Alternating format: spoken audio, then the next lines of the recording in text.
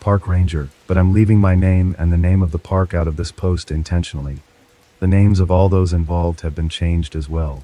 I needed to get this story out there, but cannot rely on conventional avenues. That's why I'm posting it here. I could lose my job or much worse, but this story has to be told. I owe it to Catherine, not her real name. I arrived at the ranger station like any other day. I was given my section of the park to patrol. Unfortunately, the park is massive and my section usually includes half of it. So there isn't much chance for leisurely strolls on the trails. I hopped in my work vehicle, a 10-year-old 4x4, and headed out to see if anyone needed assistance. It didn't take long to find someone. At the first campground, there was a man who couldn't get his camper started. A quick jump got him rolling along. Next was a couple needing directions. Then an overturned canoe. I had only made it a few miles through the park. I was going to have to move if I hoped to make a full route today. I managed to grab a few quick bites of lunch and put some miles on without anyone needing help when the call came over the radio. There was a hiker that found something, and I needed to go check it out.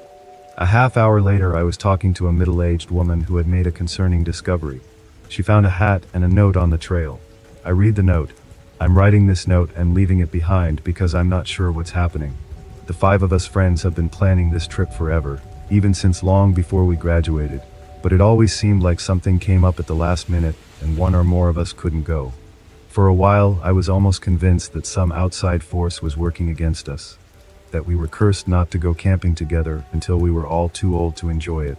I could picture Devon now. He would still go even if he was so old he had to use a walker on the trail. He's always up for camping.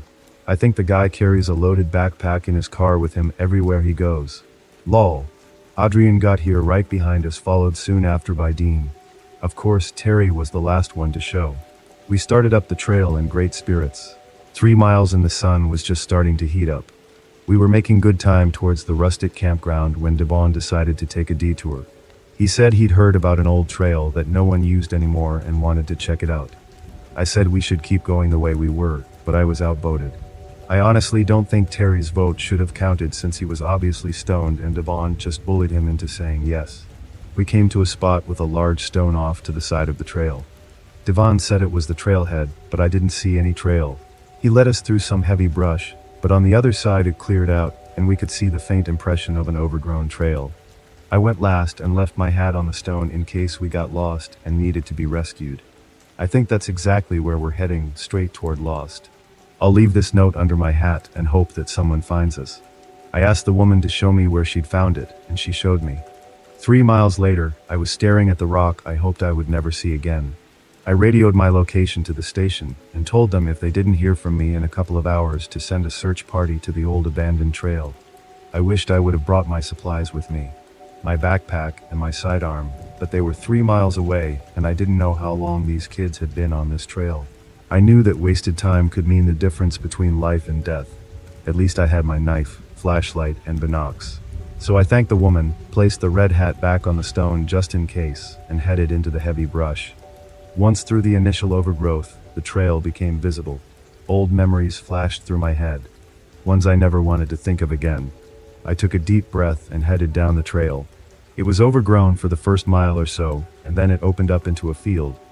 I could see people had walked through before me by the way the weeds were partially trampled.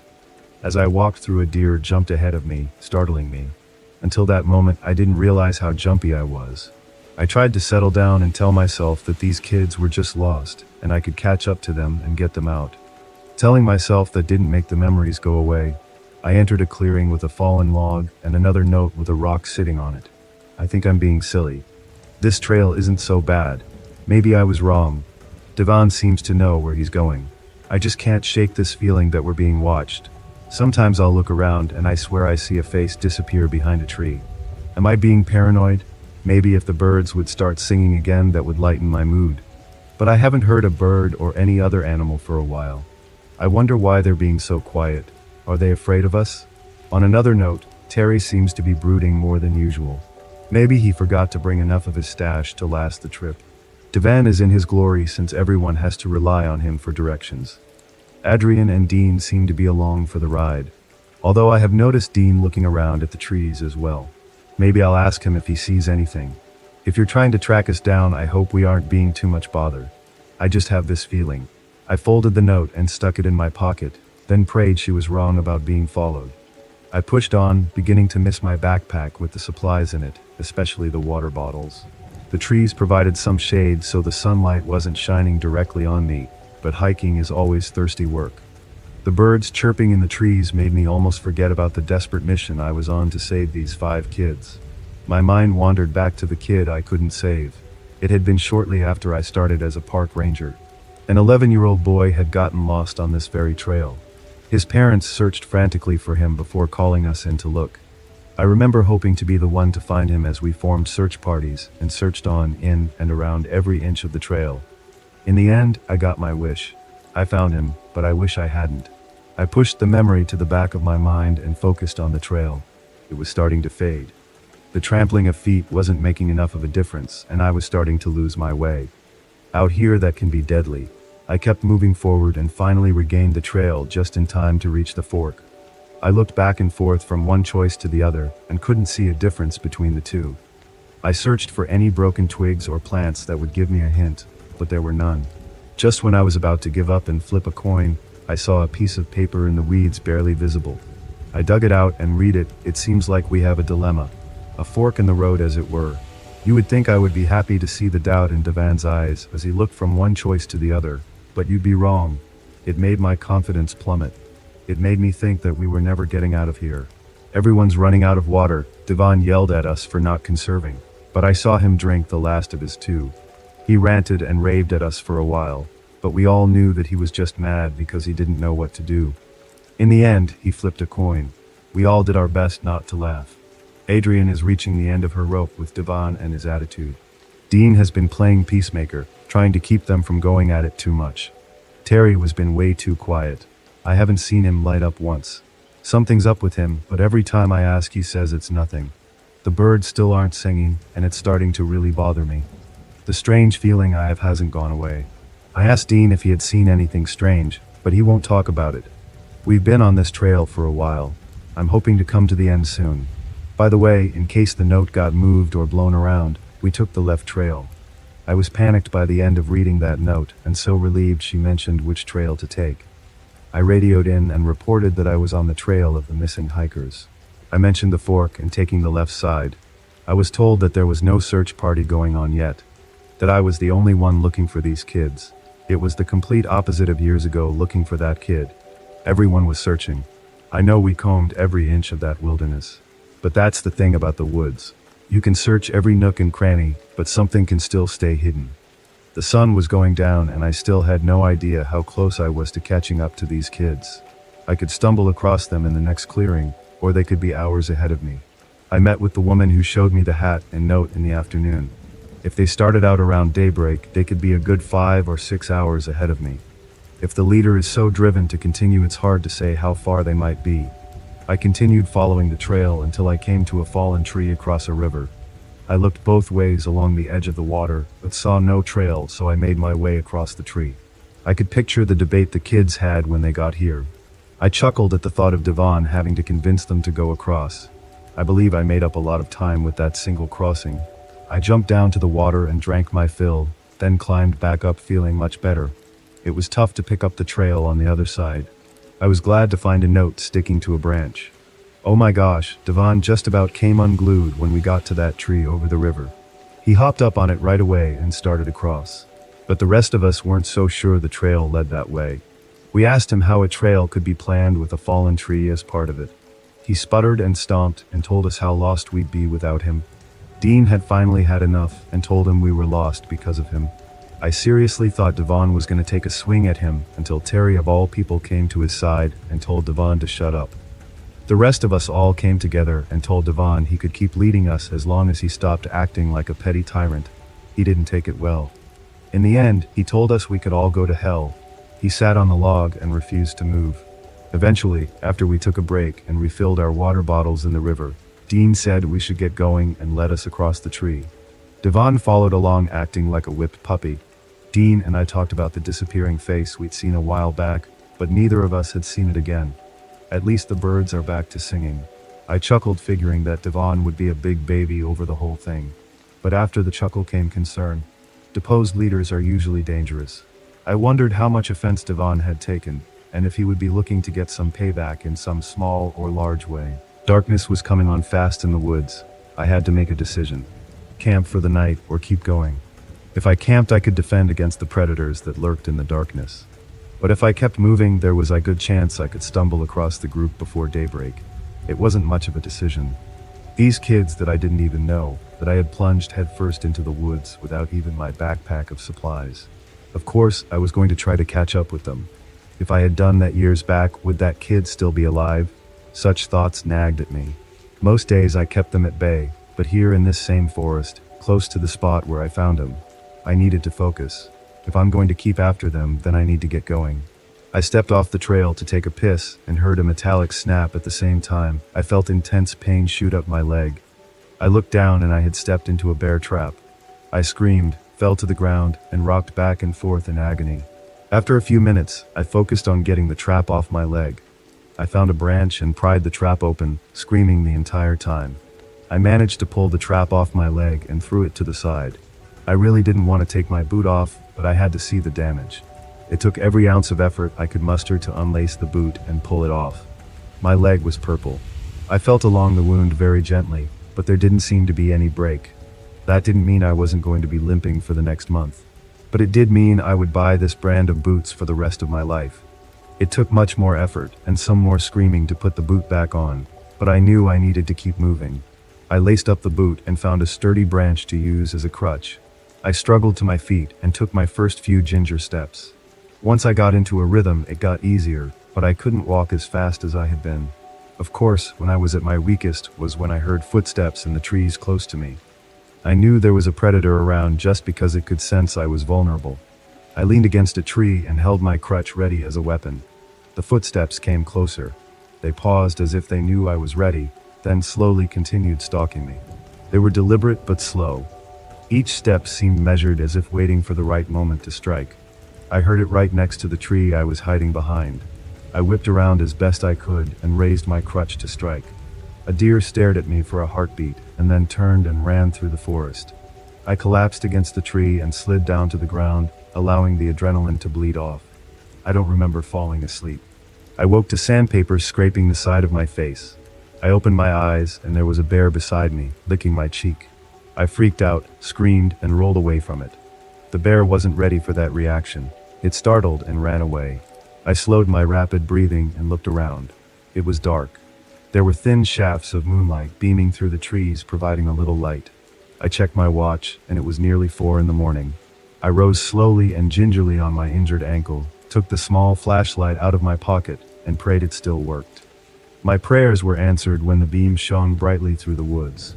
I panned around trying to get my bearings. After a moment, I found the trail and started hobbling toward it. The nightly noises were a comfort. At least if the crickets were chirping and the rest of the forest was singing its nightly tune, that meant predators weren't around. I stumbled and fell, hitting my injured ankle against a rock. The pain overwhelmed me and I screamed. After a few minutes of recovery, I got up and continued at a slower pace, paying more attention to the ground. I chided myself for falling asleep and losing so much time. At least the trail was easy to follow.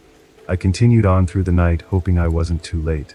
I started thinking about the boy I'd failed to rescue, and what would happen if I failed to rescue these kids. I'm sure the Rangers department would say I did my best. I wasn't worried about them, it was me. Would I be able to forgive myself for letting something happen again? My thoughts were interrupted when I stumbled into a clearing. Not just any clearing. There were the remnants of a fire. There were impressions from tent pegs being pulled out of the ground. All around were the signs of a very recent campsite, including a tent that was still set up. I got so excited I nearly fell over my crutch looking around for signs of anything. The tent was a mixed blessing. It was very ominous that it was still here while the others were gone, but I was able to find some supplies to take along for my search. The most important was food. I shoved some protein bars in my pocket while devouring some beef jerky. I also grabbed 2 bottles of water from the pack. I stumbled across a note sitting under a rock beside the smoldering fire. Before I sat, I held my hand out to the fire. It was still warm, but the embers were nearly dead. It had been hours since it was first lit. If I hadn't taken my unintentional nap, I would have caught up with them. There was nothing I could do but sit by the dying fire and read the note. Hoping there was good news, We found this clearing and decided to camp. Everyone was tired from walking and the mood was somber because no one seemed to know where we were. All of us had been hiking in this forest before, but none of us had ever seen or heard of this trail. We set up our tents and started a fire, then had some supper and sat around. No one really felt like talking, so I tried to get the ball rolling by asking Terry why he was late. He hesitated, but at my prompting eventually, he told us that he had hit an animal with his car on the way here. I asked if it was a deer, and he said no, it was much too big to be a deer. He said it walked upright on two legs, and it was massive, like 8 feet tall, covered in brown hair. He swerved to miss it, but the strangest thing was it seemed to try to jump in front of him anyway, like it wanted him to stop. We all listened with rapt attention. Just then, off in the distance, we heard a scream. We all froze. Devon started spouting off and yelling at Terry for trying to scare us, then he stormed off. Dean tried to stop him, but he pushed him away and disappeared in the woods. The rest of us talked, trying to decide if we should go look for him, but in the end, we figured we should just let him go and cool off. A short while later, we heard a rustling off in the distance and a muffled cry. We huddled a little closer together and went on high alert. Our eyes darted back and forth as we searched the impenetrable wall of trees surrounding us, looking for any sign of a predator. Right then, the strangest thing happened. All the nightly noises stopped. The crickets, the squirrels, the owls, every sound that you usually hear in the forest at night simply ceased. It was unnerving. For a moment I wondered if I hadn't gone deaf. Our eyes darted all around in the darkness. We all huddled closer to the fire. Dean pulled out his hunting knife. None of us said a word. It was like if we spoke, something bad would happen. Somehow, whatever caused the noises to stop would find us if we spoke. Someone did speak though, just not who we expected. "Why are you here?" came a raspy, deep voice that seemed to echo from everywhere. We looked all around and finally, a man stepped into the light. He was large, well over 6 feet tall with broad shoulders, and older, maybe in his 50s or 60s. He was also wearing a park ranger's uniform. It looked old and shabby, like he had been wearing it for a long time. There were no name tag or park patches. At that point, we didn't care. We had been rescued. We clamored around him, saying how glad we were that he had found us. We told him about going on the trail and how we weren't sure where we even were. The man listened, then slowly said, "You shouldn't be here." We all looked at each other. I'm sure the others thought the same as me. "No shit, we shouldn't be here. We just told you that." He continued to look at us from one to the other as though sizing us up. I was starting to get a little uncomfortable with his silence. I would have thought he would offer to guide us, but he didn't. He kept staring.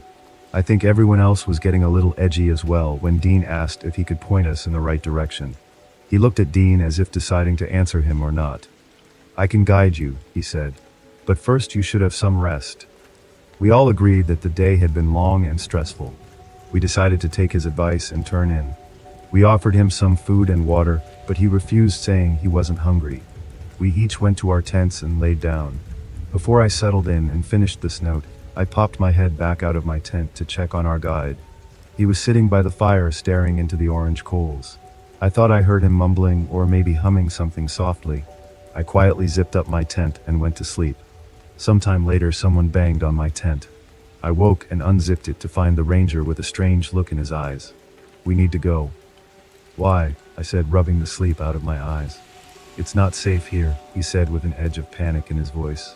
I popped back into my tent to change, then came out and met with everyone. They were all in states of semi-consciousness as well. Everyone but the ranger seemed to be confused. "Pack up, we need to leave," he said a little more forcefully. I was about to protest when I heard a piercing scream in the distance. His head shot up, and he stared in the direction of the sound. "Move it," he said. "Pack up." We didn't need to be told again. The scream brought us all fully awake. We tore down our tents in record time and packed everything into our backpacks. As I was finishing up, I noticed Devon's tent was still up. "Where's Devon?" I said. "Who's Devon?" the ranger said. "He's another one of our friends," I said. "He went off into the woods alone right before you got here." "He didn't come back," the ranger said. "Should we go look for him?" I said. The ranger extended his arms and did a slow circle. "Which way would you go?" he said. I understood his point. How would we know where he had gone, if he was still on the path or not? It just seemed like we should do something. "What about his gear?" I said. "Do we take it with us?" The ranger looked at me like he was annoyed at having to answer such questions. Leave it here in case he comes back, he said. He'll need his supplies. I'm not sure if I'll keep leaving notes or not now that we have the ranger to guide us. Whoever finds this, please look for Devon and make sure he's okay. A ranger? All the rangers at this park are in their 30s or 40s. Maybe it was someone who retired and was just roaming around out there. But why would he be in a ranger outfit? Sitting here by the dying embers of the fire, with a tent set up in front of me, it was very tempting to take a rest. If they're in the hands of a capable ranger, I could get some rest before the long hike back out of here. But I knew I had already taken my rest for the night. If not for that, I would have been here hours ago, probably before the other ranger. I set out again feeling tired but determined. The campsite made me more hopeful than I had been all day. At least they were together and thinking like campers. If only I knew who this ranger was. The sun was an hour away from rising, so I took out my flashlight to follow the trail. I zipped up the tent before I left, just in case its owner did come back. Wouldn't want animals getting in and taking everything. It's bad enough when injured park rangers do it. The trail stayed level for a while as dawn peeked over the trees. The trail started heading upward, which was bad news for me and my bum ankle. It made things harder, but I had my trusty makeshift crutch to help me. Dawn crept into the forest, giving me a little assistance. At least I wouldn't have to waste a hand holding a flashlight. As the climb grew steeper, the trail grew more narrow. At times it was only the width of 1 foot. I held onto trees and whatever I could as I scaled the extremely narrow trail. At the most difficult, I paused and seriously considered turning back. As I looked around for any other way to keep going, I saw brightly colored fabric at the bottom of the ravine. I carefully balanced as I took out my binoculars and looked. It was a backpack, and attached to it was the body of a girl in her early 20s. She looked like she had hit her head on the rocks at the bottom. Her face was bloody and mauled. Her clothes were ripped and soaked in blood. There was no doubt an animal had gotten to her. The only question was she alive when it started feeding on her? I looked away but felt my determination double to find these missing kids. They might be with a ranger, but they were still in terrible danger. I slowly continued up the narrow trail. At times I was sure the ground would give out from under me, and I would share the same fate as the poor unfortunate girl at the bottom of the ravine. It was then I remembered my radio. I tried to call in and report the location of the body, but the only response I got was static. I determined to try again when I got to the top of the trail. It was yet another motivation to keep going, to be careful, to survive. It seemed like hours at a snail's pace working my way up the side of that ravine. Finally, I clawed my way over the edge to the top. I rolled over onto solid ground and lay there for a few minutes. Once I caught my breath, I got up slowly and painfully. I hadn't done my ankle any favors. I limped toward what looked like the trail and began following. It wasn't long before I came across the remnants of another campsite. The fire was a little warmer than the last one. I stoked it up, threw some more wood on, and got it going. I knew I needed some rest. I searched around and found a note, then sat down on a log by the fire to read it. I can't believe Adrian's gone. We started up this steep ravine, and the trail kept getting more narrow. I asked the ranger if there was any other way around, but he just glared at me and said no. We all struggled with our heavy packs on our backs. At one point I was on all fours just trying to keep from sliding into the ravine. That's when it happened. Adrian was having trouble keeping her feet on the trail. She kept slipping. I reached out and helped her balance a few times. Being right in front of me, I kept an eye on her whenever I could. That wasn't nearly as much as I wanted because I was watching my own feet. She slipped once and I tried to grab her, but she had tipped over and the weight of her backpack dragged her over the side. I watched in horror as she tumbled down into the ravine, bouncing off trees as she went. I saw her skull make a solid impact several times as she tumbled to the bottom and slid to a stop. I couldn't see if she was still breathing or not as I called her name. She didn't move. I called for the ranger in front of us and pointed to her unmoving body. He stared at her for a long time. I don't know if he was trying to see if she was alive or not. He told us to keep going up the trail to the top, and he would go check on her. I watched as he carefully made his way down the nearly sheer slope. We kept moving forward as instructed. He was only halfway down when we made it to the top. I was a wreck. I was so happy we made it, but sad for Adrian. I didn't hold out much hope that the ranger was going to come trotting into camp with her on his back saying she only had a few bumps and bruises. We started a fire and then sat around it in a stupor. Finally, Terry came over and talked to me. Look, I understand she was your friend, but she was ours too, he said. We need to work together to get out of here for them. That's so stupid it makes sense, I said with the remnants of a smile. It was then the ranger reappeared. He sat by the fire and didn't say a word. There was something in his eyes, it wasn't sadness, but I don't know exactly what it was. We knew she wasn't coming back. We rested for a little while, then started out on the trail again. If you're following us, I hope you're being careful. Stay safe. Wow, this girl is something else. With all she's gone through, she still wants me to be safe. I hope I find her. I think she'd make a good ranger. My guilty conscience jumped up on my back and yelled at me.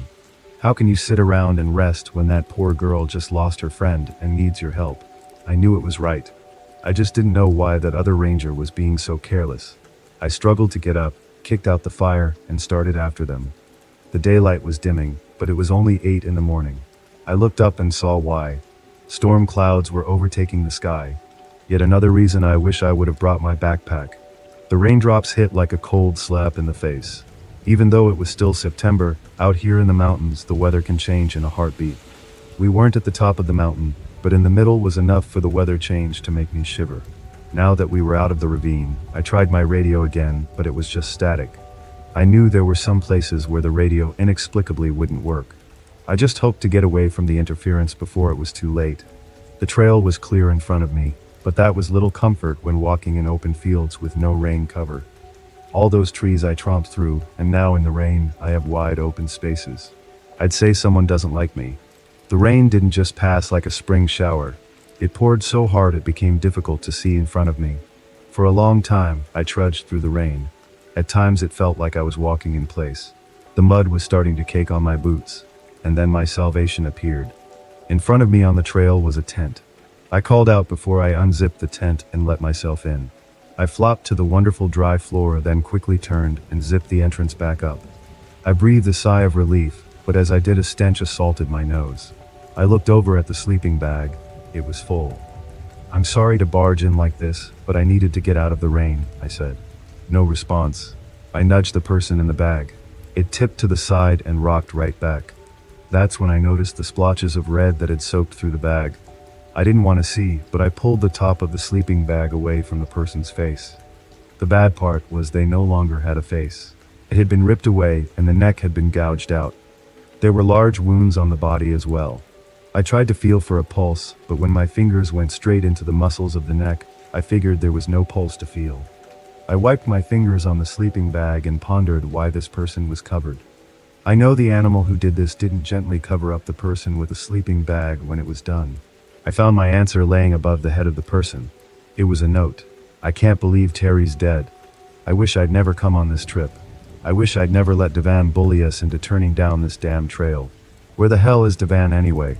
When he stormed off on his little pity party, did he run across whatever creature has been stalking us? Is he sitting back in his tent now enjoying himself?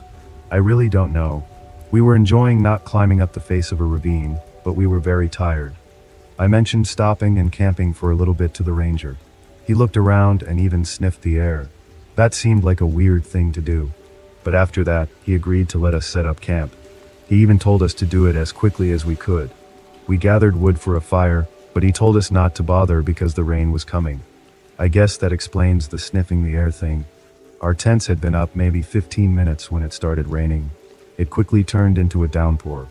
We all offered the ranger to sit in our tents with us. He looked over us one by one. It was kinda creepy. Finally, he said he would sit with Terry in his tent. Dean and I looked at each other with relieved expressions. The ranger is helping us, but he isn't someone I'd like to ever see again. He just acts too weird. At times I wonder if he's really helping. I just closed my eyes listening to the rain on the tent and letting it carry me off to dreamland when the ranger ripped open my tent. He said we needed to pack up and leave right now. That something was hunting us. We dove out into the rain and miserably packed our tents. He reassured us that there was a cave nearby and we could get shelter there. As I was packing up, I didn't see Terry, so I went over to his tent and knocked. When there was no answer, I went in and found what was left of his body. Something had torn him to shreds. I covered my mouth to keep from vomiting and ran out to tell the others. Dean and the ranger looked in and saw that there was no helping him. The ranger said he had left the tent to go to the bathroom, And when he came back, he saw a predator hanging around the tents. That's when he came and woke us. It must have already gotten to Terry. I pulled his sleeping bag over his head and wished we had time to give him a proper burial.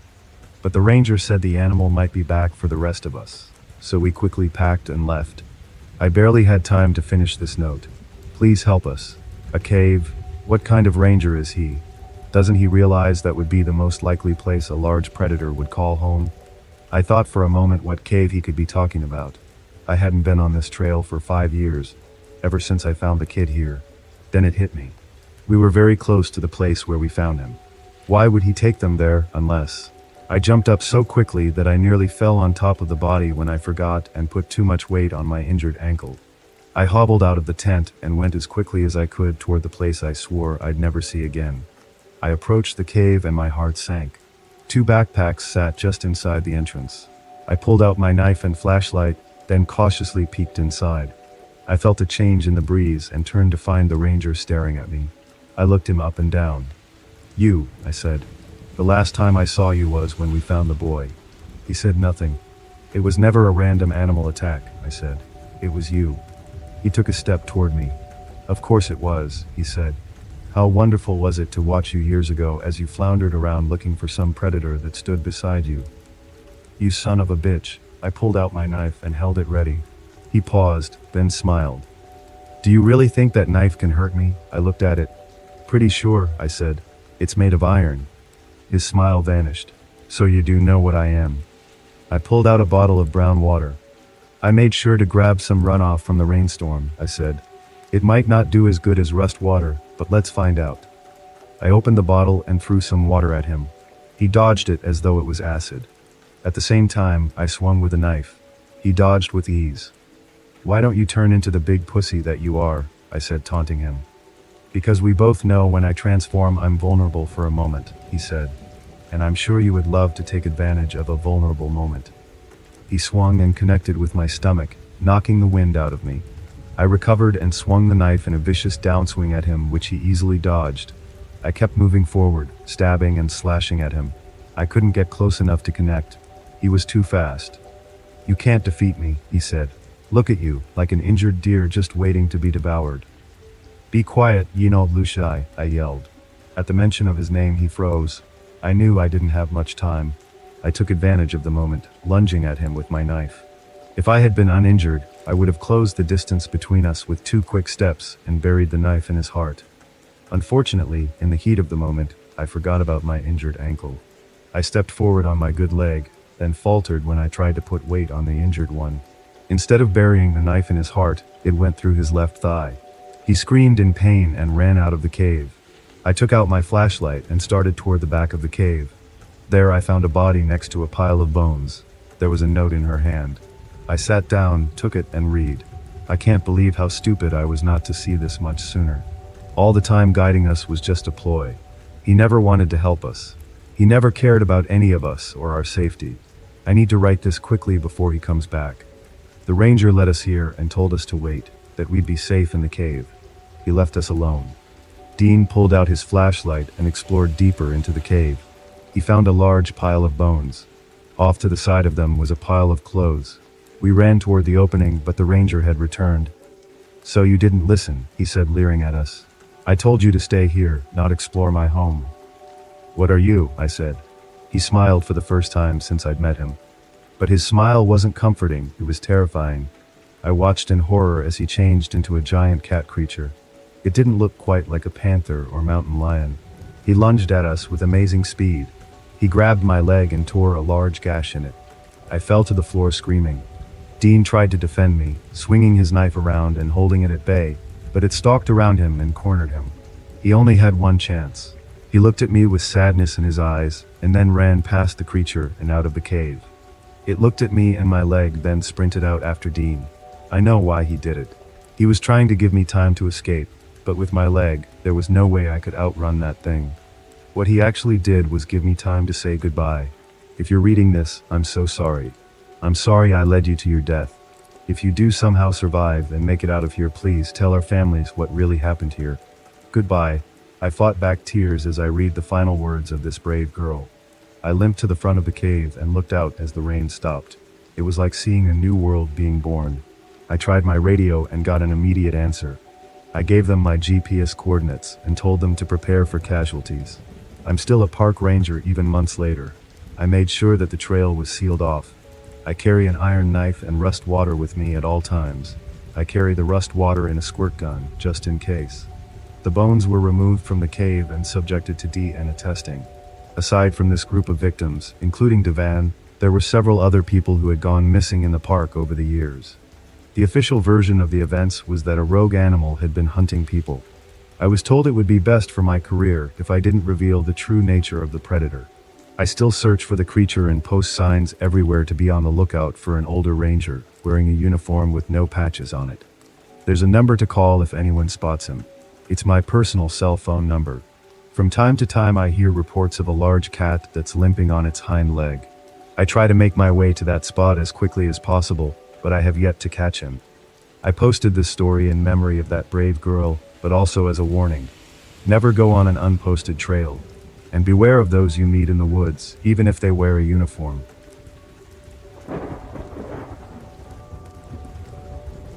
Eva Trent had fallen asleep when she awoke to a buzzing sound.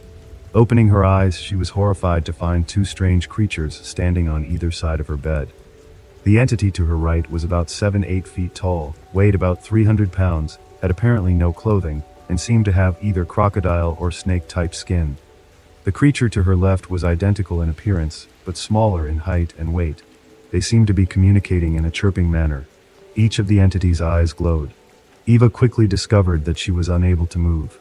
As she stared at the two creatures, she found that either one or both were giving her instructions telepathically.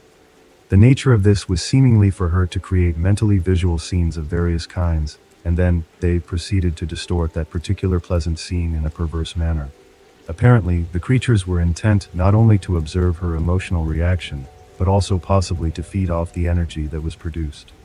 After a while, Eva began to mentally resist the mind manipulation and began to pray earnestly.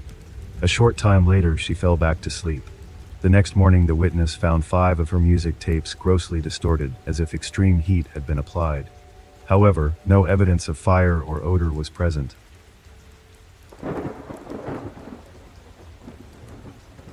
I've been wanting to share my stories or encounters for a while and finally decoded two. So, here you go. Feel free to let me know if you've had anything similar happen or just your thoughts. Growing up, I lived with my mother, father, and older brother. We had a 2-story home, nothing fancy or anything. As a kid, my room was directly in front of my parents' room, and I used to be scared of the dark, so my dad would leave my door open, and their door open I could see their room from mine, and there was a table in the hall that had a lamp he would keep on for me. My bed was against the back wall, and I sleep on my side, so I was always facing the hall. One night, I remember waking up and I was facing my door. I could see my parents' door was closed. I'm not sure what or how long I was staring out the hallway. This was almost 20 years ago. But I do vividly remember this dark human-like figure standing at my door. It was full black, long arms, the fingers went past where knees would be, and it had this bright yellow eyes. It was nearly touching the top of my door frame, so it had to have been 6 foot or something. I don't know how tall doors are. I remember staring at it, and it staring back, but I couldn't make out any other distinct figures besides its eyes. Even today, I will never sleep with my back, not against the wall, nor do I ever leave my door open for anything. Just a subconscious thing, I guess. Not long after this incident, my mother, who has always had mental illnesses, had a breakdown. I remember her running through the house screaming that there were demons, spirits, and entities trying to harm me. She was later diagnosed with bipolar and schizophrenia. Things had escalated to the point my father would sleep on my floor with my door locked because she would come into my room, pull me out of bed, and drive me to a church near our house and just sit in the car yelling at the voices coming from the radio. I digress, but I think this is just an interesting coincidence. 2. Not sleep paralysis, but kind of freaky.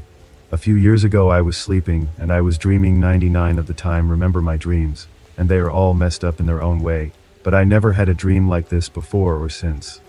In my dream I was in the woods, it was foggy, and I couldn't figure out why or what I was doing there, but I had this overwhelming sense I needed to run. So I did. I ran until I got the edge of the woods and I could see my house in the distance. Now, I live in a neighborhood, but in my dream my house was the only one I could see. No streets, not lights, no cars, nothing. I ran into my house, and you know when you dream of someone you know things are different. But like, you know where you are just it doesn't look like it's supposed to, does that make sense? Well, in this dream, everything looks exactly like it does when I'm awake. So, I run upstairs, and I turn the corner from the stairs, and I'm standing in front of my door, which is right next to my dad's. For some reason I stop and look at my dad's room. Used to be my mother's. They've been divorced for 2 decades, and I could see a light on and a shadow like someone is standing behind it. Then I hear this voice in my head that just screams, "He's coming." So I yank open the door to my room, and I see myself sleeping in my bed. I jump into my body, and as soon as I do I wake up. 3. Not my story, but my cousin who used to live with us. We didn't have a spare room at the time, so we made a makeshift room downstairs next to the kitchen. There's a wall that separated the kitchen and his room. He told me one night he was laying in bed listening to music, and he heard the fridge close. Assuming it was me or my brother, he called out our names because it was late and no one answered. He then told me after he called out a second time, he saw a boy poke his head around the corner and look at him. He didn't get a good look at who the boy was, but he said he had to have been less than 5 foot, and at the time my brother was in high school and well over that height. He said it freaked him the F out. For some context, my cousin was in his late 20s at the time, just got out of prison, 6'4", and built like a truck. He is not one to easily scare. 4. I was laying down one afternoon for a nap, and I had my dog laying next to me. I was sleeping on my back and my head was turned toward the wall. I got this weird feeling, my body was cold, and I just had this overwhelming fear. Now my eyes were closed, and for some reason I was afraid to open them. Even with them closed, I could make out this old lady's face staring at me. I couldn't see a body or anything, just face and hair, and she was inches away from my face. Now, it could have just been my imagination, I just remember the feeling too strongly. 5. As a child we had a Dalmatian, named Skip. Best dog I've ever had, loyal, brave, smart, beautiful boy. One day I was home alone watching TV, doing kid stuff. I was probably 14. Anyway, we were downstairs, and he was asleep at my feet. Next thing I know, there's a loud crash upstairs, almost like a lamp fell over. Skip instantly sat up, started growling, and ran upstairs. He wasn't a PPD, but he was highly trained and overall good boy now. My dad was a Navy SEAL, and I've grown up around weapons, and he taught me from a young age how to handle myself. So I grabbed the weapon that was on top of the fridge because my first thought was someone broke in. I ran upstairs and found Skip, hackles raised, growling and snarling in my room. I checked around, nothing had fallen, no broken glass, lamps, etc. I went over to him, and he was still motionless, just growling. I tried to call him to stop because at this point I was freaking out. A few moments later I just left him upstairs and I called my dad. Not long after I hear Skip whine and rush down the steps. He ran over to me on the couch, jumped up, and was shaking. Creepy. I have more stories, but it's late and I don't know, I just felt like sharing this to you guys. What creepy shit has happened to you?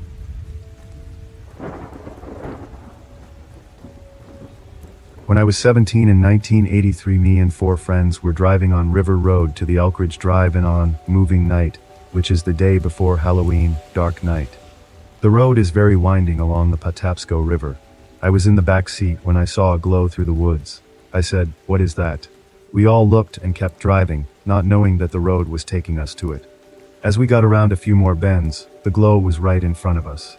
Rich slowed to about 5 miles per hour. You can't go over 20 miles per hour due to narrow bends. Someone yelled, "Put the windows up, all tough guys a minute ago." LOL, we got right to her, floating on the side of the road, in a gown or prom dress. I yelled, "Look, she's floating." My friend in front yelled, "Her eyes, she doesn't have any eyes." My hair stands up telling this. Everyone yelled, "Go, go." He sped the car up. My cousin looked at me and said, "Look behind us, see if she is still there." I said no, because I could see her in the corner of my eye. She was floating right at the back of the car, around every sharp turn. It's like an inner voice told me, if I look back at her, we will crash into one of the trees. On a high embankment, I think he saw her too. That's why he didn't turn around either. No one in the car did.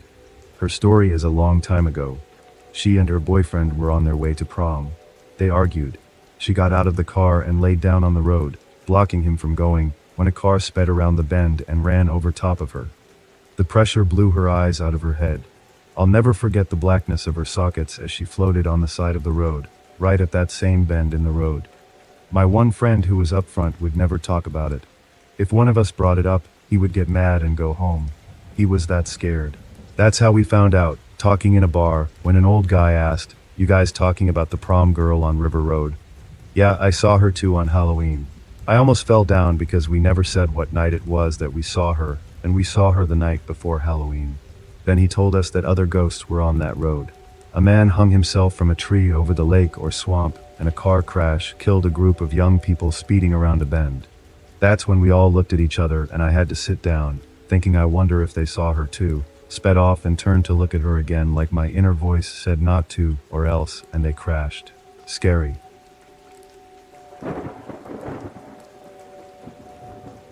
I'll never forget the events that unfolded during my time as a Navy SEAL in Iraq.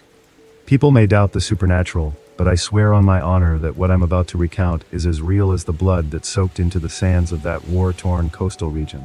It was the height of the conflict, and our mission was clear: hunt down Saddam Hussein. We were tasked with conducting a covert operation deep in enemy territory. My team and I were prepared for the dangers of war, but nothing could have prepared us for what we encountered. As we moved through the rugged terrain under the cover of darkness, tension hung thick in the air. We knew the risks, but we were determined to fulfill our duty. Suddenly, amidst the eerie silence of the desert, we began to see them ghostly apparitions of soldiers from battles long past. At first, we thought it was a trick of the mind, a side effect of the stress and exhaustion of combat. But as the figures drew closer, it became clear that these were no ordinary hallucinations. They appeared as Bedouins on camels, wielding old rifles that seemed to glow with an otherworldly light. Panic gripped our hearts as the apparitions advanced upon us. We opened fire, our bullets tearing through the air with deadly precision. But to our horror, the bullets passed right through the ghostly forms, as if they were nothing but wisps of smoke.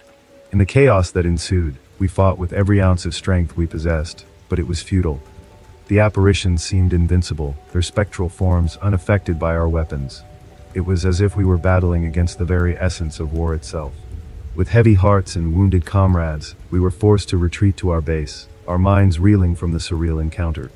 We filed a report detailing the events that had transpired, but when our superiors reviewed it, they dismissed our accounts as the ravings of soldiers haunted by the horrors of war. But I know the truth. I know that what we faced in that coastal region was more than just a product of our imaginations. It was a glimpse into the dark heart of conflict, where the echoes of past battles lingered like restless spirits, forever haunting those who dare to tread upon the sands of war.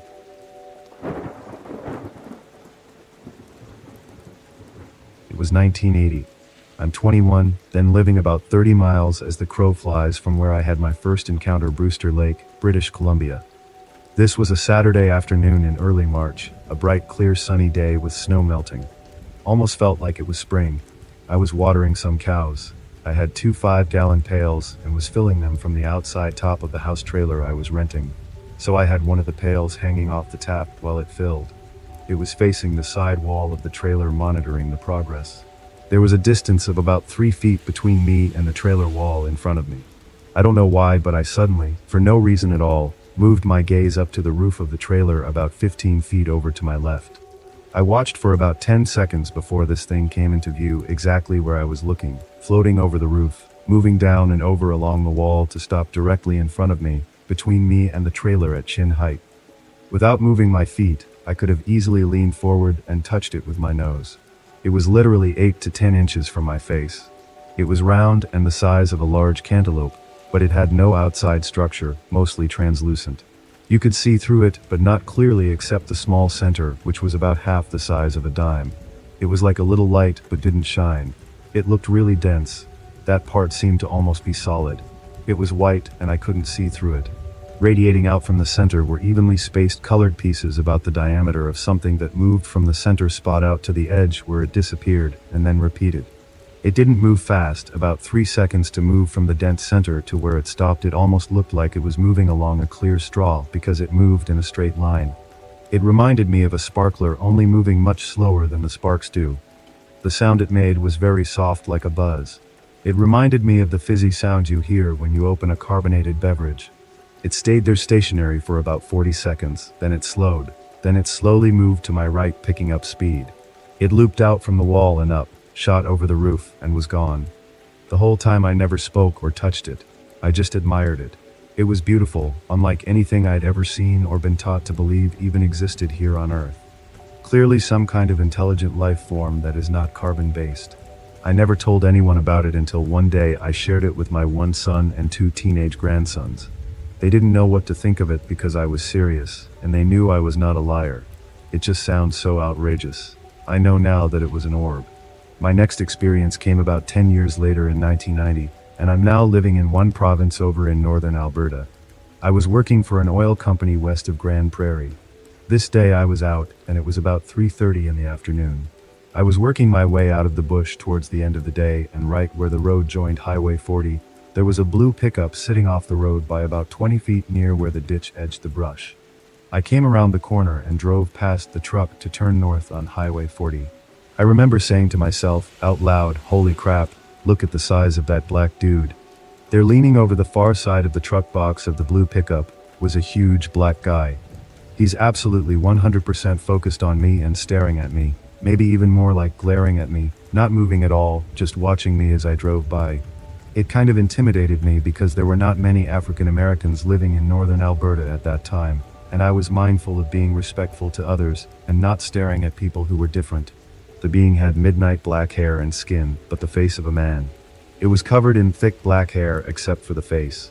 I thought at first he was wearing black coveralls, and I wondered, with all of the push for high visibility clothing in the oil patch, where he had managed to find pitch black coveralls.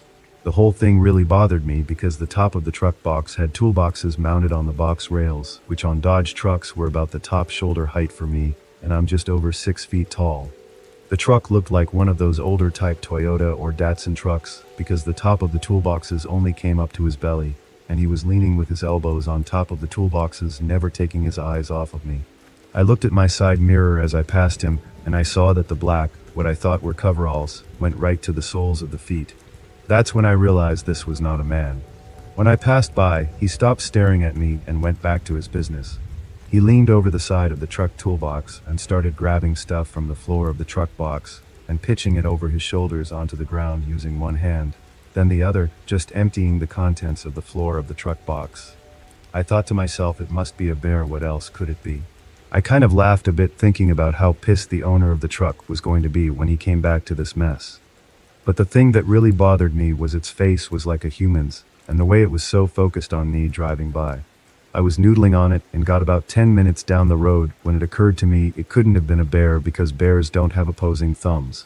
How is it picking up stuff from the truck box, pitching it out in the ditch one-handed if it didn't have an opposing thumb? Impossible to think of perspective, how it stood up to and towered over that Ram 3/4-ton truck. This thing had to be 9 feet tall. I don't remember ever telling anyone about this experience. Needless to say, I've always been very open-minded and accepting of what some call myths or old wives' tales. There is so much going on around us that we have no understanding of. Only those mesmerized, or should I say oblivious, believe the mainstream narratives.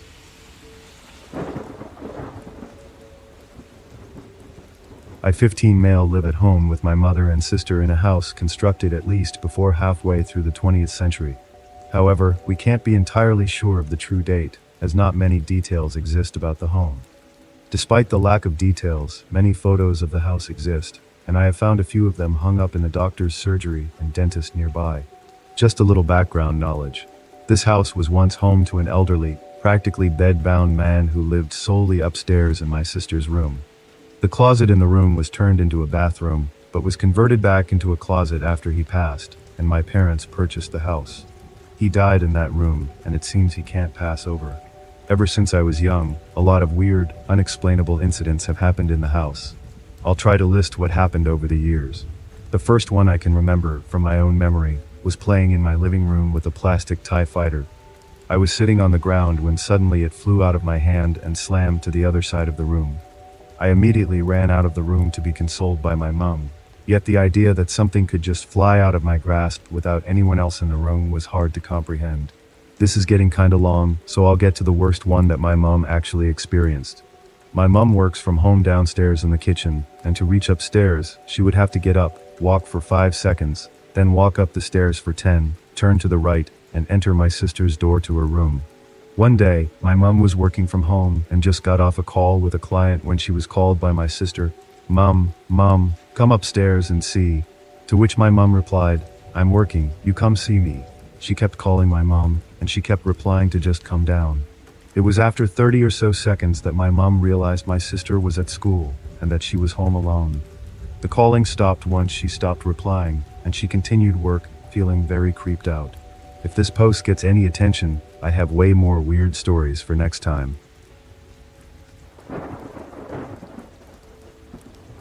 Back when I was 18 female working in a fancy hotel, the maintenance man 25 alum was handsome, hardworking, and funny. Over time we created a friendship, and I found myself comfortable around his presence. After a few months he asked me out on a date. We ended up going for dinner, and then for some drinks. I asked him what his last name was, and he replied it was White. I thought nothing of this, and we moved on. The next day at work I noticed that his name tag actually revealed his last name was Morrison. I never questioned this to him, but immediately found this to be very strange. When I got home I told my mom, who immediately said red flag.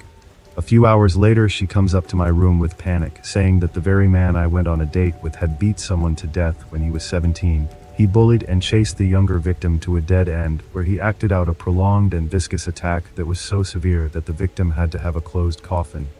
My mom is an avid investigator when it comes to these things. We never went out again, but I did have to see him at work, which made it very awkward.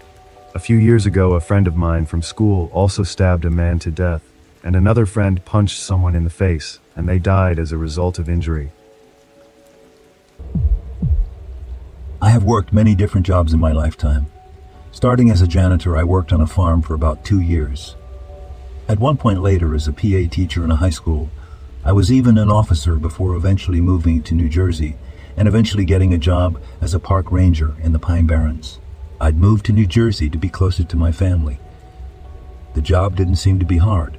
I'd work 4 days a week, and I would spend all my time in the park. The other 3 would be my days off. Now I haven't worked for the park for a very long time, and I'm about to tell you why. I think I lasted a year and maybe even less than that. I had a series of very strange things happen to me there, and the final straw made me quit my job as soon as I got the chance. I began working at Pine Barrens in April of that year. I was introduced to the job and the park by the park services. The place is humongous. It stretches over the area that is 22% of New Jersey. My job was to patrol a certain area, make sure everything was in order.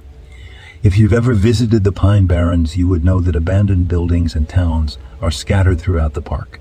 I would clock in on a Tuesday, work through to Friday, and Saturday through Monday. The first couple of weeks went smooth. I was getting familiar with the woods and my route.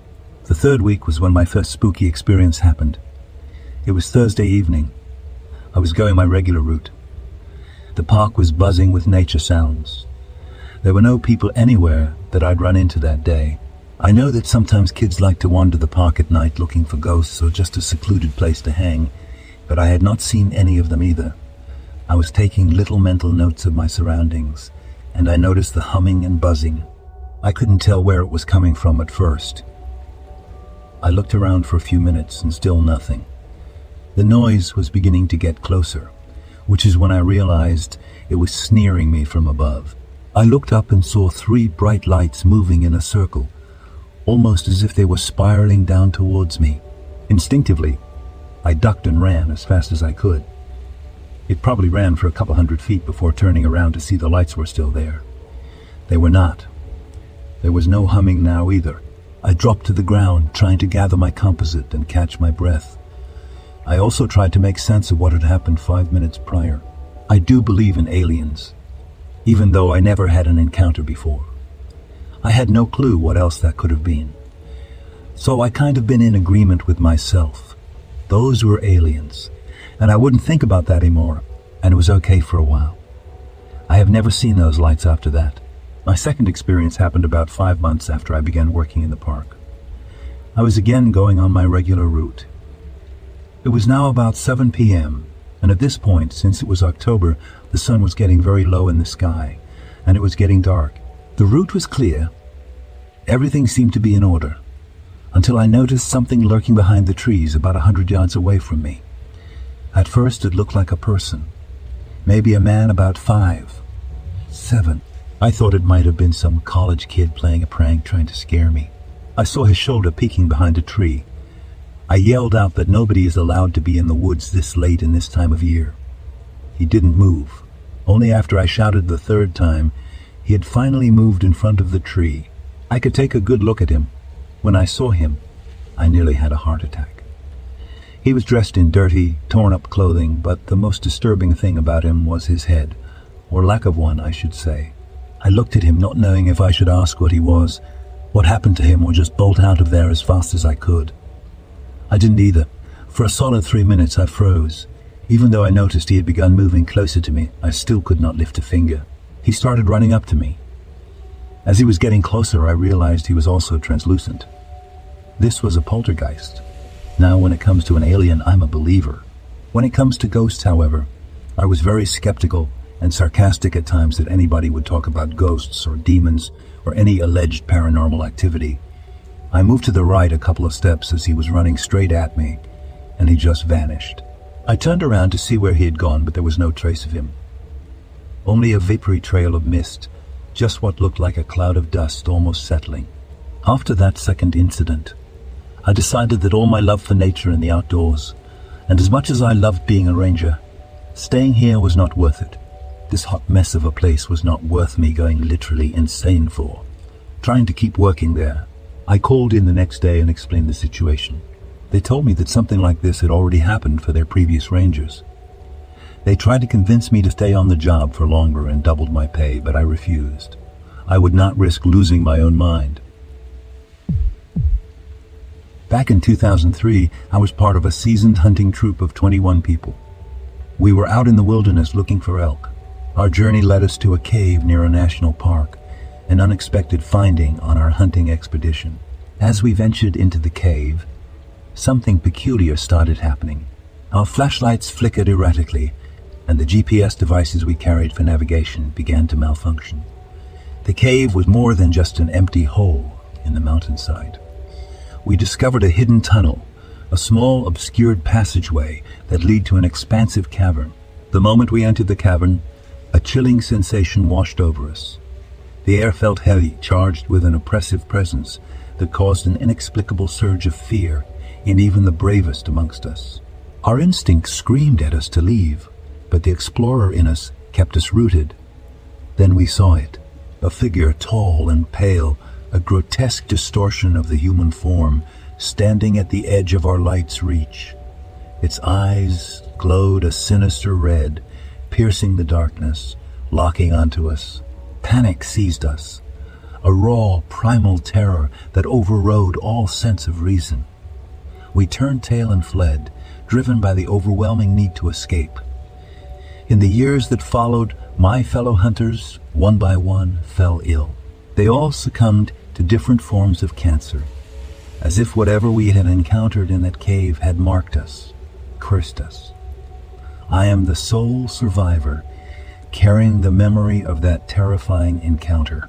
The records of our hunting expedition were lost, probably destroyed, leaving no trace of our encounter with the unknown. But I know what we saw, what we experienced. It was real as the deaths of my fellow hunters, as real as the deaths of my fellow hunters, as real as the fear that still haunts me.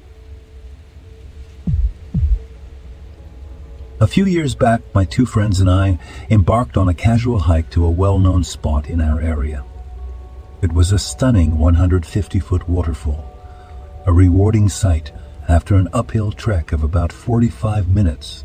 This particular day, instead of heading directly to the waterfall, we decided to go bouldering around its base. The area was brimming with intriguing rock formations and tranquil pools formed by the waterfall's runoff. This bouldering trail was off the beaten path, not something many hikers ventured onto from the main trail. As we navigated the rocky landscape, we came across a chilling sight. A young woman, just 22 years old, lying face down in the mud. Both her legs were grotesquely broken, bone piercing through skin in what were clearly compound fractures. She had no cell phone, no water, no food, and no means to keep warm. Immediately, we dialed 911 and shared our limited supplies with her while we waited for help to arrive.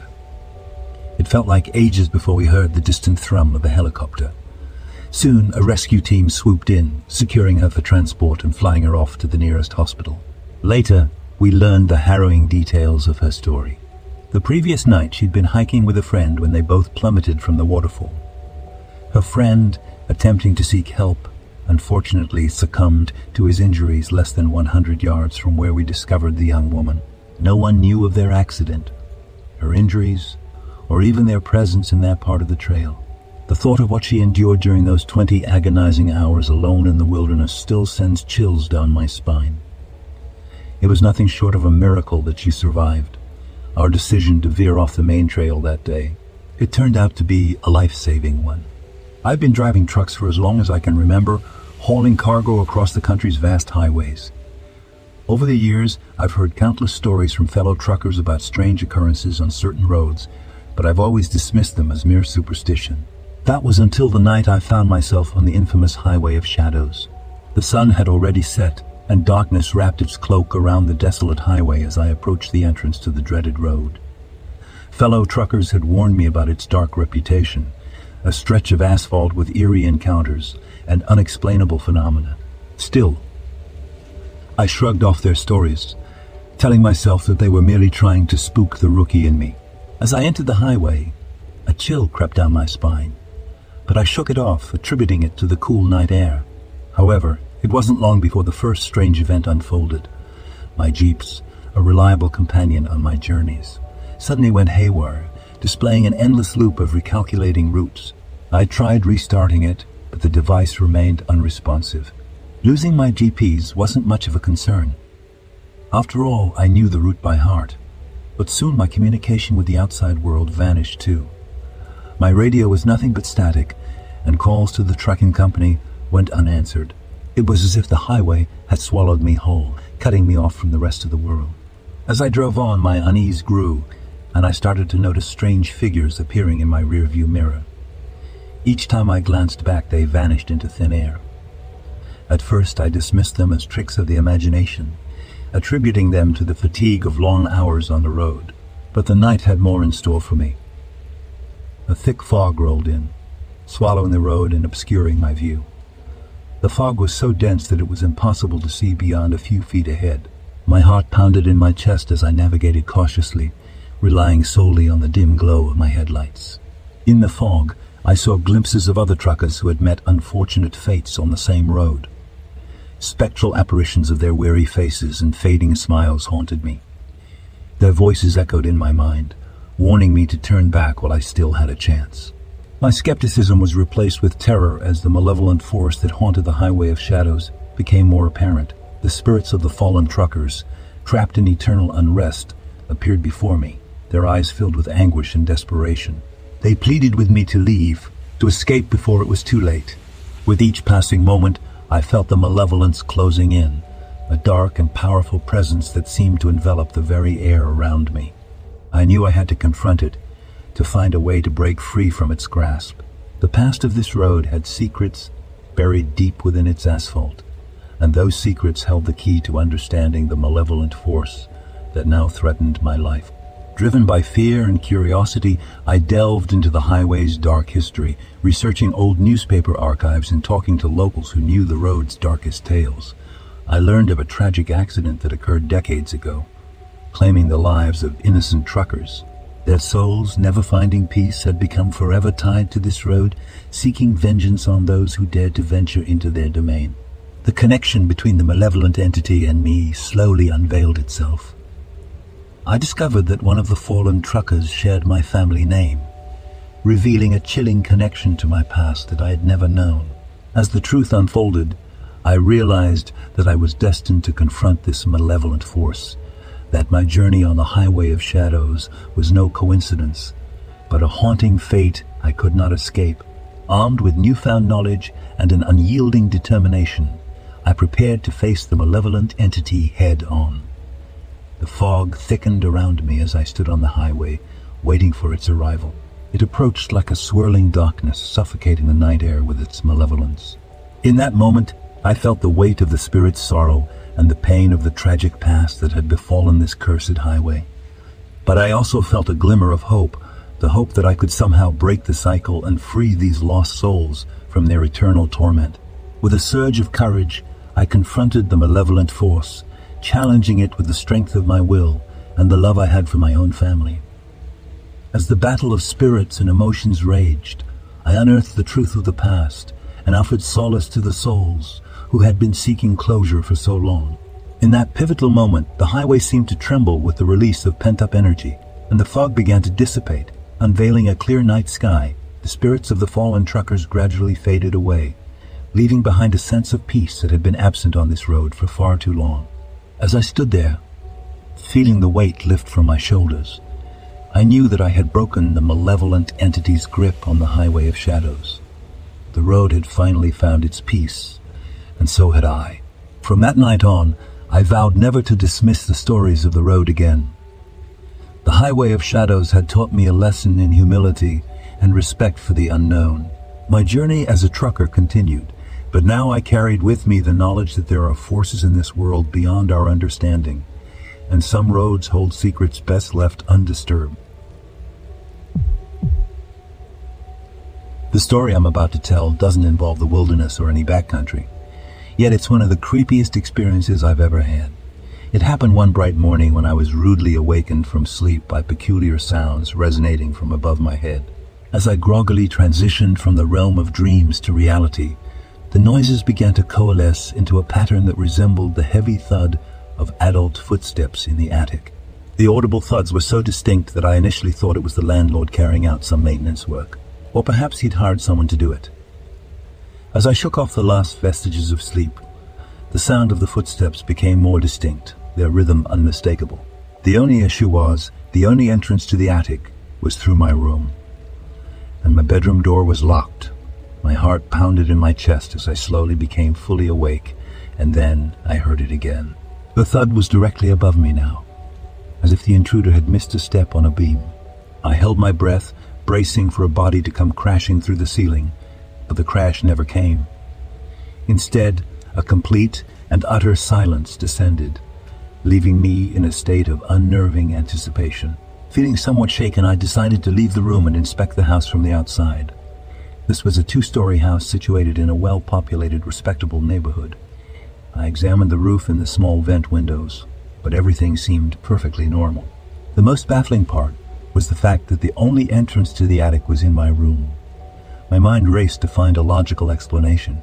Could it have been tree branches falling and rolling off the roof? But the noise I heard was directly above the ceiling, not on the roof. It was as if someone was deliberately treading on the beams until they slipped. Or something else. I was armed with my pistol, and I even contacted the landlord, who promptly came over. Together, we opened the attic and climbed up with a flashlight. To our surprise, there was absolutely nothing. The attic was completely empty. What could possibly make such a hefty noise, akin to a full-grown man taking large, deliberate steps on the beams?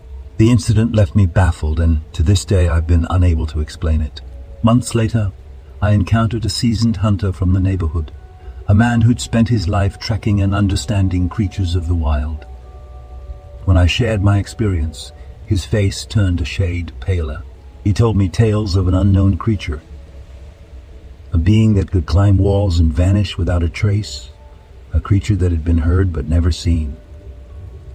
Could that have been my uninvited guest? To this day I can't explain it, but the mystery of the unknown creature in my attic continues to haunt me. I'm a police officer, and I was always a skeptic. So it was January of 2001 when I had an encounter that sent chills down my spine. I came face to face with a tall being, a terrifying figure that brought to mind images of Nosferatu. This particular incident remains one of the scariest experiences I've ever had, and it's an unsolved mystery that continues to haunt me till this day. It was around 2:30 in the morning, and I was driving down a road in Franklin County, Texas. I had just passed under a dimly lit streetlight, the faint light barely sufficient to illuminate my surroundings. That's when I noticed something. There was some movement on the right side of the road near the cow paths that crisscrossed the area. It seemed like something large had hurriedly crossed my path. Slowing down to roughly 45 miles per hour, I decided to let whatever it was pass me, if it intended to cross the road again. But then an unimaginable sight unfolded before my eyes. What seemed to be a man traveling on all fours abruptly leaped up from the ground and soared over my car. The creature I saw was unlike anything I'd ever encountered. It stood well over 8 feet tall, its skin a sickly pale white. The creature's face was distorted, its skin carrying a ghastly glow, its long claws a terrifying sight. Its eyes were a strange mix of yellow and green, its face pronounced with sharp features, bald with sharp pointy ears. Its whitish, deathly bluish skin was reminiscent of Nosferatu, and the creature's face bore an eerie similarity to a vampire bat. Could this have been some sort of ancient creature akin to a vampire or a demon? Is it prowling these parts, preying on cows, or perhaps it's the mysterious chupacabra, known for draining the blood of livestock animals? The questions abound, but answers remain elusive. I work in the outdoor field and lead trips regularly. I once led a trip to the top of Mount Stringer in North Carolina. It's a tough climb to get to the top and about 6 miles from the nearest road. I was leading a group of 8 middle school kids and had one co-instructor. We were camping out on top of the mountain and it was a beautiful night with a full moon. The kids and the other co-instructor went to bed in their tents. I chose to spend the night in a hammock that night. I was really into a book I was reading, so I stayed up and read until about 10:30 p.m. I turned my headlamp off to settle in for the night. Everything around me was rather bright from the moon, and from the position I was in, I could see down the trail we had hiked to get to the top. I laid there enjoying the scenery and noticed something moving on the trail. Bears are common in the area, so I perked up. As it got closer, I could tell it was a person. We were in the middle of nowhere and there was someone hiking up the trail with no headlamp or any gear. I was just frozen, watching this person move closer to our camp. They arrived at the top of the mountain where we were and just stopped. I watched as what appeared to be a man surveyed our camp. I really could only see the outline of him. He stood there for what seemed like 30 minutes, but may have been 10. He then turned, sat down under a tree facing our camp. He was sitting up in a way that I knew he wasn't trying to sleep. He just sat there staring at our camp. I had no idea what to do. I decided to wait it out. I waited just staring at the man while he stared at my camp. This went on until about 3:30 a.m. Then he stood up, took a moment to survey my camp a few minutes longer, and then went back down the trail he came up on. I, to this day, have no idea what that was all about, but it freaked me out. I was paranoid that we were being followed for the rest of the trip. Working the night shift has a way of skewing your perception of time. Before you know it, the world is celebrating Christmas and you're just finishing up work at 1 a.m. That's exactly where I found myself one Christmas morning, about to embark on a 6-hour drive north to spend the holiday with my parents. This wasn't a bustling cityscape. This was the rural South Island of New Zealand, a landscape punctuated by small towns and vast stretches of untouched nature. It was the kind of place where traffic was sparse on a regular day, let alone at 1 a.m. on Christmas morning. Throughout my drive, I passed only a handful of cars, fellow night owls making their own solitary journeys. About halfway through my trip, I reached a stretch of road that was truly isolated. The mountains seemed to reach out and touch the sea, with a narrow road carved into the cliffside. On one side, the towering cliffs rose into darkness.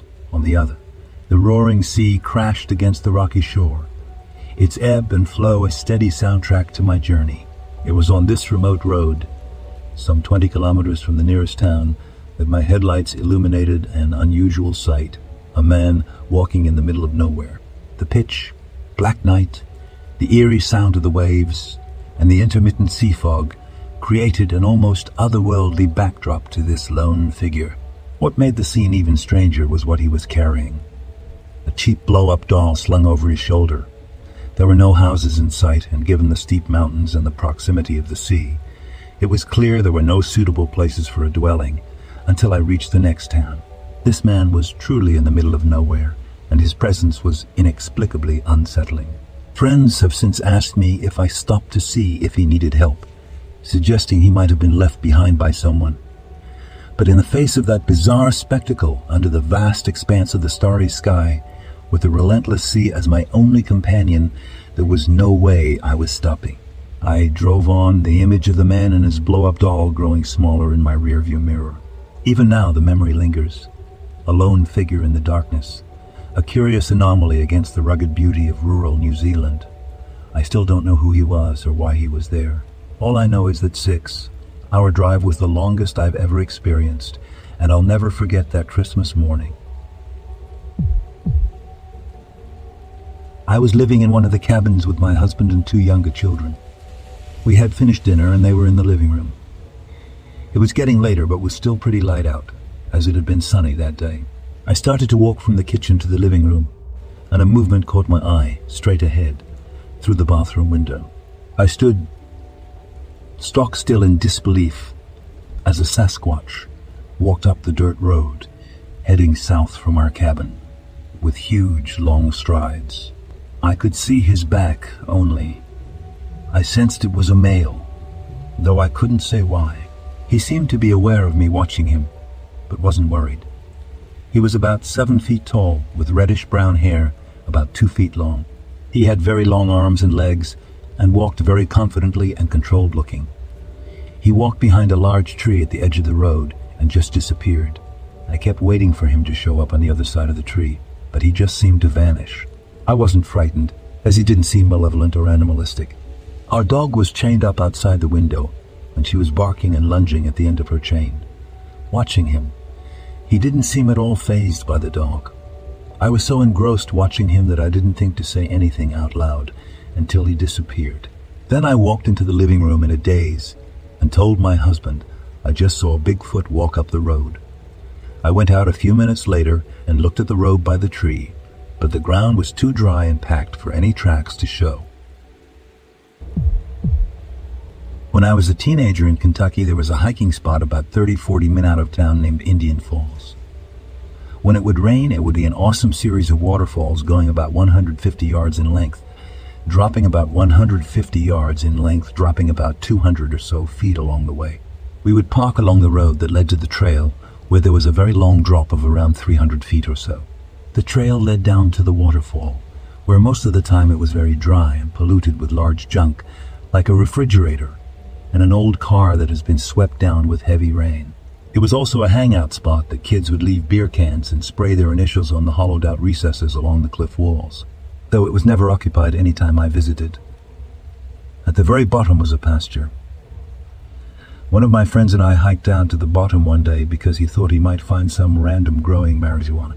I knew if we found anything growing, we'd best stay the F away from it, because growers can stake rattlesnakes close to patches or set up shotgun traps. We eventually headed in the direction of the road and found that it connected at the bottom, so we didn't have to climb up the waterfall to get back to the path. As we were walking on the road back to the car, and it came into view, I could see something on it that I couldn't make out. When we got closer, I could see a cloud of flies hovering over a dark shape. Finally, when I was 50 feet from the car, I could tell what it was. Someone had left the head of a deer on the hood of my car, blood and tendons and everything, like it was in their truck, and they stopped to decapitate it and leave it on my trunk. I took it as a message to stay the hell away, and I've never been back. In the heart of this vast and secluded national park lies an ancient forest brimming with untold mysteries. As a park ranger named Sarah, I am well acquainted with these dense woods and the secrets they hold. Over the years, I've heard countless tales of strange sightings and unexplained phenomena, but I've always remained skeptical, dismissing them as mere folklore. However, one fateful night during my routine patrol, I stumbled upon a series of inexplicable events that shattered my skepticism and thrust me into a chilling world of the unknown. As I navigated through the darkened woods, the air grew heavy with an eerie presence, and an unsettling feeling washed over me. I knew I was not alone. Through the dense foliage, I caught a glimpse of an enormous, shadowy figure moving in the distance. The massive creature possessed an otherworldly aura, towering above the trees, with a hulking primal presence. Fear gripped my heart, but curiosity compelled me forward to investigate this inexplicable sight. Drawing closer, my heart pounded in my chest, and the forest seemed to hold its breath. In a heart-stopping moment, I came face to face with an ancient legend. A Bigfoot, a creature I had always believed to be nothing more than a myth. Frozen in terror, I locked eyes with the enigmatic beast. Its eyes were deep pools of darkness, seemingly holding untold secrets from centuries past. In that instant, a chilling understanding washed over me. This creature was no mere legend. It was a living, breathing entity with an intelligence far beyond human comprehension. My mind raced with disbelief, but the Bigfoot made a swift, agile move, disappearing into the dense undergrowth in the blink of an eye. The forest seemed to come alive with eerie sounds, and a haunting feeling washed over me. The woods seemed to be whispering warnings, urging me to stay away. Determined to unravel the truth behind this ancient legend, I delved deeper into the forest, following the elusive trail of the Bigfoot. But the creature always stayed one step ahead, vanishing into the shadows whenever I got close. With each encounter, my fear gave way to a strange sense of connection. The Bigfoot seemed almost curious about me, as if it recognized my presence in its domain. The encounters grew more frequent, and I began to piece together a haunting truth. The Bigfoot was not just a creature of the forest. It was a guardian of the wilderness, a protector of ancient secrets. As I continued my pursuit, I found myself drawn into a chilling web of deception and danger. Unexplained disappearances and eerie occurrences plagued the park, leading me to realize that the Bigfoot was not the only enigma hidden within the forest. In a race against time, I confronted my deepest fears and the malevolent forces that lurked in the shadows of the wilderness. I became entangled in a deadly game of cat and mouse, where the stakes were higher than I had ever imagined. The lines between reality and folklore blurred, and my sanity hung in the balance as I uncovered the chilling truth behind the ancient forest's mysteries. I relied on my instincts and survival skills to navigate the treacherous terrain and escape the clutches of an entity far beyond human understanding. In a heart-pounding climax, I faced the Bigfoot once more, and this time the encounter led to a revelation that changed everything. Standing face to face with the enigmatic creature, I discovered a bond that transcended the boundaries of myth and reality. In the end, I was left with a choice: to expose the existence of the Bigfoot to the world, or to protect its secrets and preserve the wilderness's enigmatic allure. As I made my decision, I couldn't help but wonder if the legend of the Bigfoot was meant to remain hidden, forever lurking in the shadows of the ancient forest. When I served in the Navy, my role was in aviation. While deployed, I had the opportunity to be on the flight deck during the day. The Navy is renowned for its utmost vigilance in protecting the airspace above aircraft carriers. Any approaching aircraft is met with swift action, with alert jets launching to ensure the safety and security of the carrier. One morning, something caught my attention as I looked up. Along with my fellow sailors, I witnessed an aircraft in the distance.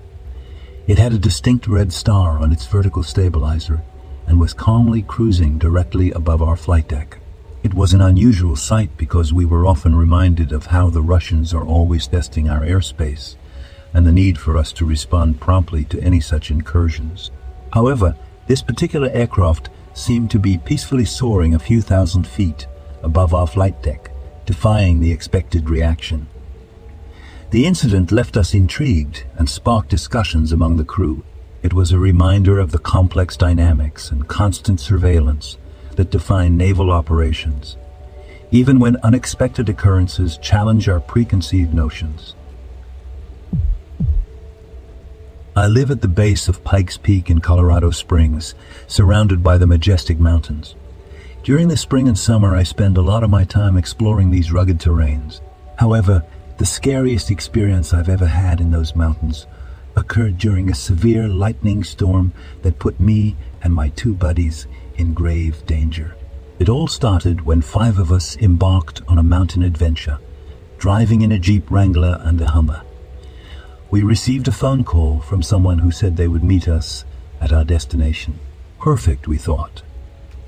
They provided us with directions to the camping spot and an alternate meetup location, in case they couldn't find it.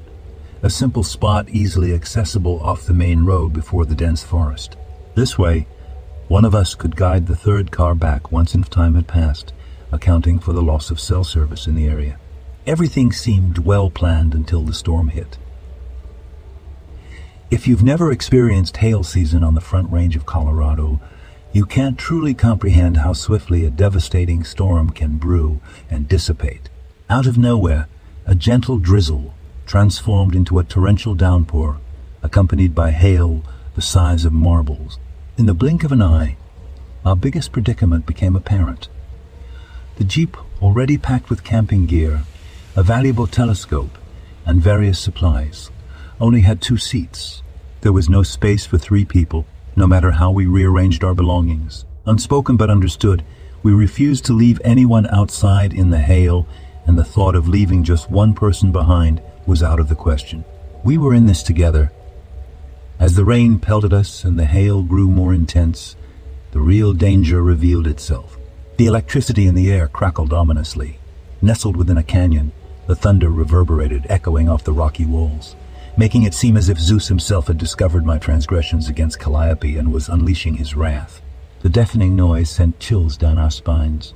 Desperate for shelter, we rummaged through the Jeep and found a blue tarp. With some quick thinking and resourcefulness, we managed to tie it between a few trees, creating a makeshift refuge from the rain. But it was one lightning bolt in particular that forever altered my perception of the Rockies' power. Approximately 50 feet from our huddled shelter, a fence marked the boundaries of a vast ranch. Though we couldn't see the ranch itself, the fence stood prominently, accompanied by a large pillar adorned with a sign warning trespassers of potential consequences, including being shot. And then it happened. While we anxiously waited for the storm to subside, amid countless flashes of lightning and thunderous booms, a colossal bolt of electricity arched around the mountain we were nestled against. It struck the post with a force that seemed to hold it captive for a seemingly eternal 2 or 3 seconds. The bolt was enormous, and our horror knew no bounds as it occurred less than 100 feet away. The most disturbing part was what followed. For a fleeting 10 seconds after the bolt dissipated, that trespassing sign glowed a molten red and emitted a deafening vibration that cut through the rest of the storm. Our friends in the Hummer returned about 45 minutes later, finding us in a clear sky with temperatures soaring back to a balmy 75 degrees. The storm had vanished as if it were never there, leaving us shaken by the power we had witnessed. As a police dispatcher, I had grown accustomed to the occasional strange or unexpected call. But this was unlike anything I had experienced before. It was late and the station was quiet, with only a few of us working the night shift. The closed radio channel was rarely used, reserved for sensitive communications or emergencies. So when the sound of static broke through the silence, my curiosity was piqued. At first the static was overpowering, drowning out any discernible words. My co-worker and I exchanged puzzled glances, wondering what could be causing such interference. But then, amidst the crackling noise, we both heard it. The faint, desperate voice calling for help. "Help me," the voice pleaded, barely audible over the tumultuous static. It sent shivers down my spine, a chilling plea that seemed to echo through the room. We strained our ears trying to make sense of the muffled words, but the interference made it nearly impossible. The minutes turned into hours as we listened attentively, hoping to catch more than those 2 haunting words. Each time the voice came through, it seemed to grow slightly clearer, as if fighting against the barrier of static. We were determined to uncover the source of this distress call, to assist whoever was in need. As the night wore on, my co-worker and I became more frustrated. We knew that every transmission sent over the radio was recorded, logged with the officer's radio identification. It was standard protocol, ensuring accountability and maintaining a record of all communication. Yet, when we searched for the recordings and logs, there was nothing to be found. It was perplexing. There should have been evidence of those transmissions, a digital trail to follow. But it was as if the recordings had vanished into thin air, erased from existence. We were thorough in our search, combing through the system, but it was as if the mysterious voice had never spoken at all. We shared our findings with the senior staff, hoping they could shed some light on the situation. To our surprise, they were aware of similar incidents that had occurred sporadically in the past. It seemed that this eerie voice had haunted a few dispatchers over the years, always managing to elude being captured on record. It was a phenomenon that defied explanation. I'm currently working as a park ranger, but before this I had a job at a different park that I doubt I'll ever set foot in again after what I experienced there last year. During the day, the park was bustling with visitors, and I would conduct numerous walkthroughs and tours. However, my favorite part of the job was when everybody left at night, and I had the entire park to myself. Being surrounded by nature made me the happiest, so this job was a perfect fit for me. One day, an older lady came into the park and asked for a tour. She stood out as the kindest person I had ever met, and she seemed to genuinely enjoy my company. For some reason, she prolonged the tour, calling me a child throughout, but in a way that seemed endearing to me. We connected on a deep level and shared a passion for nature. Spending the whole day with her felt wonderful, and there was something warm about her presence that I couldn't quite explain. As darkness fell, the lady began to grow melancholic, and I asked her about it. She confided in me that she felt saddened by our time together coming to an end. I reassured her that she could come back to the park anytime she wanted and talk to me. She expressed her gratitude and said she hoped for another chance to visit, but in her voice and eyes I sensed a belief that she would never see me again after that night. It was a somber moment, and I wondered if she was ill or facing some other life-threatening situation, but I refrained from prying as it would have been impolite. She mentioned wanting to show me something and led me to a secluded area of the park where a beautiful fountain stood. She explained that the fountain, made of marble, was a cherished creation of her grandfather. To her, it was the most magnificent fountain ever built. As a child, she would often come to its edge and gaze at the water, imagining what her future would hold. However, she never anticipated it would turn out the way it did. Despite her inner calm and peace, the sadness lingered in her eyes. In a tender moment, she cupped my face in her hand and expressed how proud she was of me, how everything had unfolded just as she had hoped. Her words confused me, but I hesitated to ask for clarification. She then said it was time to say goodbye and walked behind the fountain.